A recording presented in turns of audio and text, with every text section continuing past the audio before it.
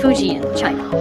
A powerful typhoon has battered the province, ripping through coastlines and driving storms deep into the interior. Homes, highways, and farmlands have been left swamped, while city streets turned into rivers under hours of unrelenting rain.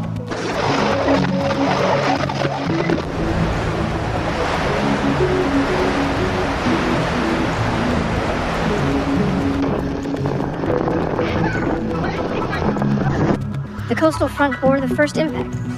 Fishing towns saw boats snapped from their moorings, and piers shattered under heavy waves.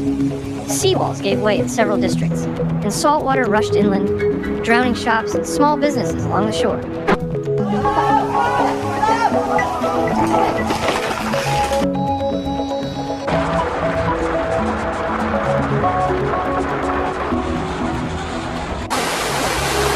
Transport collapsed quickly. Key highways disappeared under mudslides, and major expressways were blocked by flooding. Rail lines bent and buckled, halting services across the province. In cities, stranded cars floated in intersections as tunnels filled with water.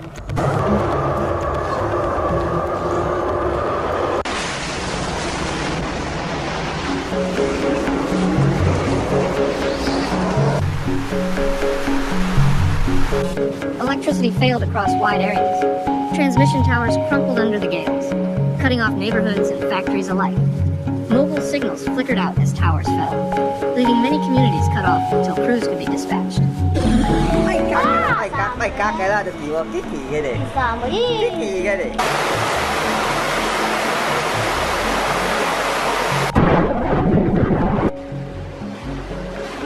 In the countryside, farmland was devastated.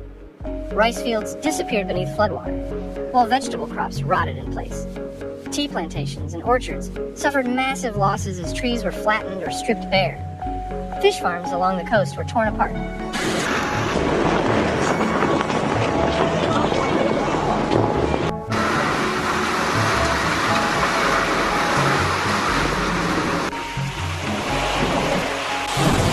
Urban districts fared little better.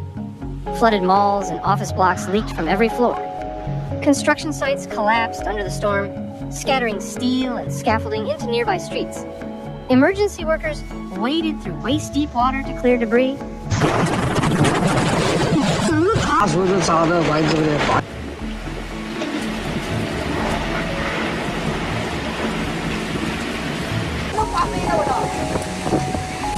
Air and sea traffic froze.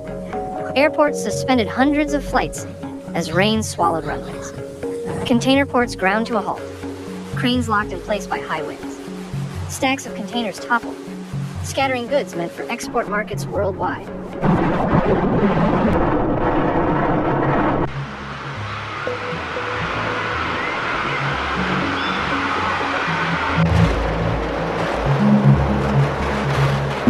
Public life was disrupted on every level.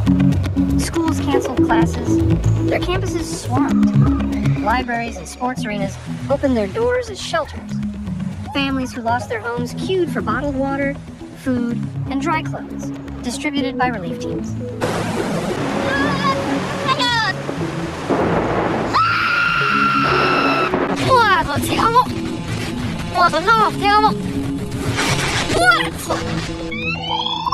Nature itself showed scars. Hillsides collapsed into valleys, sweeping mud through villages below. Ancient trees that once lined parks and temples lay shattered across the ground. Rivers rose beyond their banks, and reservoirs were forced to release excess water.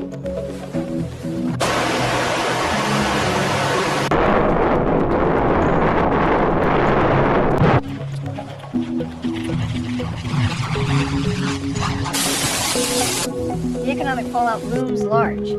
Industrial parks shut down production, some losing warehouses and heavy machinery to flooding. Export schedules were broken, leaving suppliers scrambling to meet contracts. Insurance claims surged into the millions.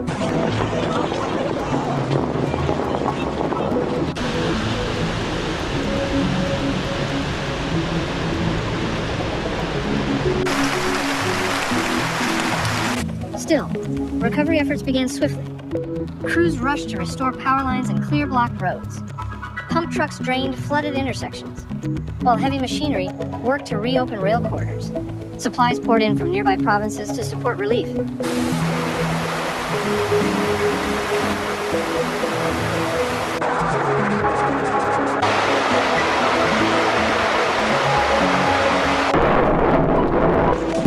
For Fujian, the storm was a familiar but punishing reminder.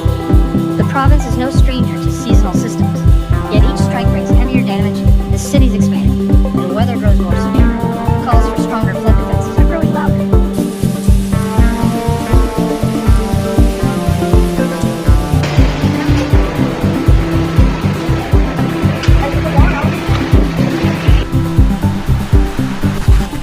As the skies finally cleared, the scale of destruction came to focus. Crops were gone, streets lay broken, and factories stood silent. The typhoon has passed, but the long effort to rebuild Fujian has only just begun.